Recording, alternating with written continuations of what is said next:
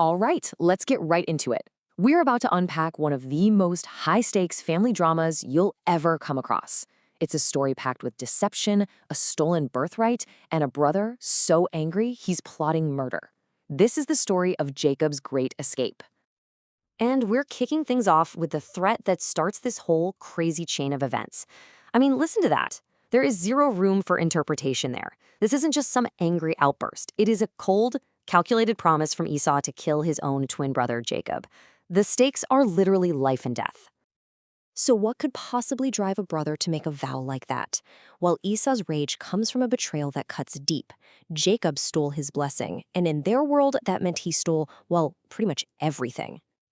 Now, to really get why Esau is so furious, you have to understand what this blessing actually was. It wasn't just, some nice words or a pat on the back. It was like a verbal last will and testament that was legally binding. It transferred the family leadership, all the inheritance, and, this is key, the divine favor. And once it was given, that's it, no takebacks. So Jacob didn't just steal some kind words. He literally stole Esau's entire future. And this is the part that's really chilling. Look at his patience. Esau doesn't just fly off the handle and attack Jacob right then and there. No, he decides he's going to wait for their father Isaac to die. This isn't a crime of passion. This is premeditated, first-degree murder. He's got just enough respect for his dad to wait, but the second that mourning period is over, Jacob's a dead man. So who overhears this deadly plan? None other than their mother, Rebekah.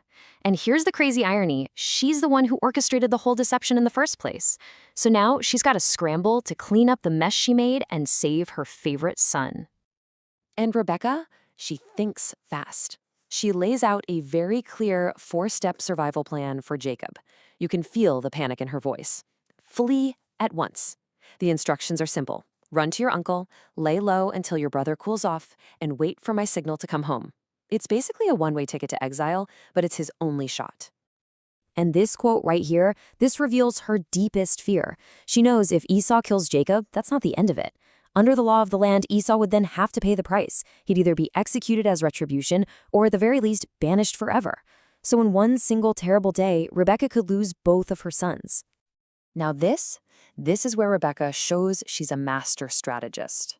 She can't just go to her husband, Isaac, and say, hey, Esau's planning to kill Jacob because of that little scheme I cooked up. No way. That would expose the whole ugly truth. So she comes up with 2 different stories. To Jacob, she tells the terrifying truth. Your brother wants to kill you. But to Isaac, she uses this brilliant cover story, complaining about Esau's foreign wives. And guess what? Her plan works perfectly. Just like that, Jacob's desperate escape as a fugitive is transformed into an official, noble quest, fully sanctioned by his father. Isaac completely buys her story. He calls Jacob in and gives him this official command. It's the perfect public excuse for Jacob to leave town. It saves face for the family, and more importantly, it saves Jacob's neck by getting him hundreds of miles away from Esau. And then, before Jacob leaves, Isaac gives him another blessing. But this one's different. This one's out in the open, it's official. He tells him exactly where to go, to his mother's family, to find a wife. He blesses him with kids and a huge family line. And then, and this is the absolute kicker, he explicitly gives him the blessing of Abraham, confirming that Jacob will inherit the promised land. So think about this. What started as a messy backdoor deception is now being officially ratified by the patriarch of the family.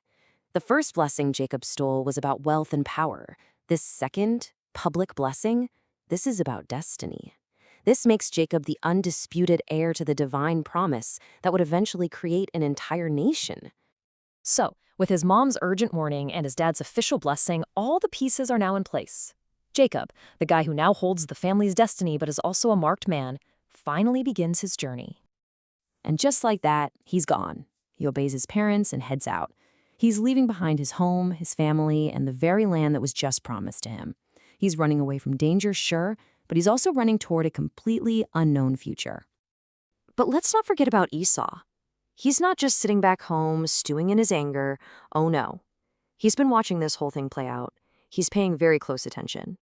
You can almost see the gears turning in Esau's head. He sees Jacob get a blessing and get sent off on a mission. He hears the specific command, don't marry a Canaanite woman, and a light bulb goes off. He realizes just how much his own foreign wives have been upsetting his parents. So, in a pretty clever move, he decides to try and fix his mistake. So what does he do? He tries to copy Jacob's play. He goes over to his uncle Ishmael's family, the other branch of Abraham's family tree, and he takes a wife from there. He's trying to play by the new rules he just figured out. He's thinking, hey, if Jacob gets a blessing for marrying within the extended family, maybe I can get back in Dad's good graces if I do the same thing. And that brings us to this really fascinating question at the end of it all. On one hand, you have Jacob, who's now on the run for his life, but he's clutching that all-important, game-changing blessing. On the other hand, you've got Esau, who lost that divine promise, but he's still at home, actively trying to repair his relationship with his father. So who actually made the smarter play here? It's definitely something to think about.